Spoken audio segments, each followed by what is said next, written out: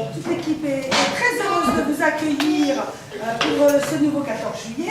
On a eu peur ce matin et a priori, ça y est, le soleil est arrivé, on avait peur que vous ayez froid, ça devrait à peu près aller. Alors je vais vous donner quelques petites nouvelles du village, des petites choses qui avancent. Alors déjà PLU, vous avez vu, je me suis mis de circonstance, j'ai trouvé un petit mot là, c'est pas tout à fait de plan d'occupation des sols, enfin le PLU de Bruxelles, ça doit être, a priori c'est quelque chose aux États-Unis, tout ça pour vous dire que les choses avancent, on nous a présenté le diagnostic suite aux petits ateliers qui avaient été, où certains ont participé. Donc après, on passe à l'étape supérieure, c'est-à-dire que on va commencer les réunions avec les personnes publiques associées, donc la Chambre d'agriculture, le département, la préfecture, etc., les maires du coin. Et puis très rapidement, avant la fin de cette année, on va reprendre contact avec, refaire une réunion publique où vous pourrez donner votre avis sur ce que vous souhaitez pour le village. Donc on va encore avoir un rassemblement, une réunion ensemble, une première réunion sur le PLU avant la fin de l'année. L'aquapark, alors il y a certains voisins de ce bâtiment. Donc l'aquapark, on vous a fait un courrier co-signé avec Gérard Hamel qui vous dit que les travaux de démolition vont être effectués entre juillet et août. Ils sont à l'arrêt parce qu'il y a des non-conformités. C'est-à-dire qu'il y a eu une première réunion de chantier jeudi de la semaine dernière déjà, où il manquait des signalisations de chantier. Le chantier était ouvert, n'importe quel enfant aurait pu, ou n'importe quelle personne aurait pu rentrer sur le chantier, tomber et se blesser. Et il y avait aussi, il manquait des cabanes de chantier, et il manquait aussi des procédures par rapport au désavantage. Donc on a eu une nouvelle réunion. Alors c'est pas nous à la maîtrise d'œuvre, hein, c'est l'aglo du Pays Dreux qui est propriétaire. Mais on a demandé à faire partie à assister à toutes les réunions pour savoir ce qu'il en est. Donc là pour l'instant le chantier n'est pas ouvert parce qu'il manque encore écrit noir sur blanc toutes les modalités de ce désavantage pour pas que les gens qui travaillent sur le chantier puissent après être malades et que ça puisse mettre leur santé en jeu. Donc on pense raisonnablement que ça devrait prendre lundi en début de semaine prochaine.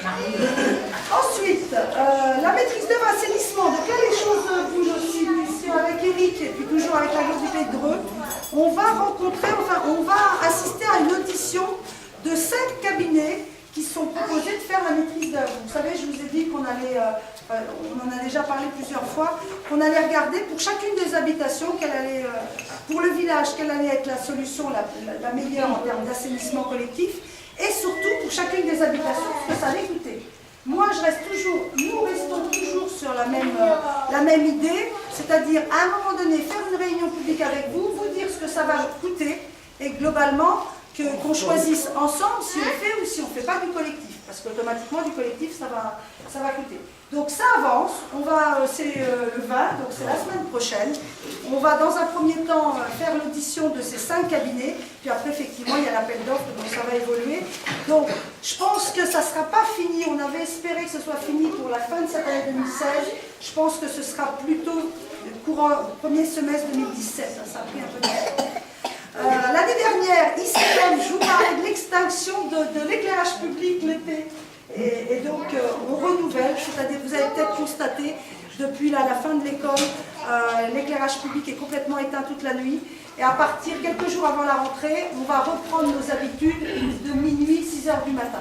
On a fait un peu d'économie, c'est notamment ce qui nous a permis, sincèrement, de ne pas augmenter les impôts locaux cette année. Hein, parce que, voilà, on est parti du principe que, quelque part, vous faisiez un effort, donc automatiquement, au niveau du village, on n'a pas augmenté les impôts. Je pense qu'on paie assez d'impôts tous de notre côté. Alors, les petites bonnes nouvelles, on a un bachelier on a 2 bacheliers sur le village qui ne sont pas là, qui sont Marine Magnaval et puis Mathieu Batala. Mais on a aussi quelqu'un qui a eu un BEP maintenance. Alors j'ai marqué, parce que maintenance des produits et équipements industriels. Valentin, je te demande de te lever et on va t'apprendre.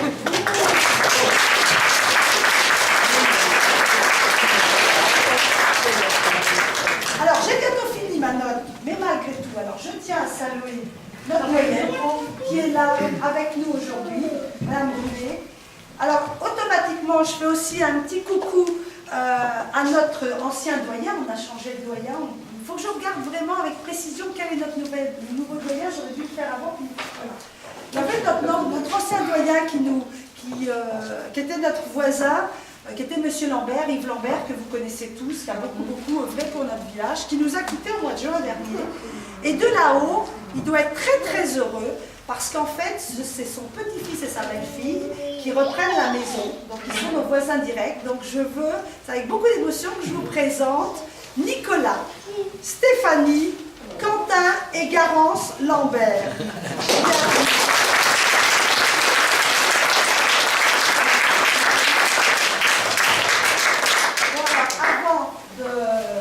De vous restaurer, on va passer un bon moment, c'est le but du jeu de ce 14 juillet. Les enfants m'ont dit qu'est-ce qu'on fait maintenant? On chante la Marseillaise. C'est parti.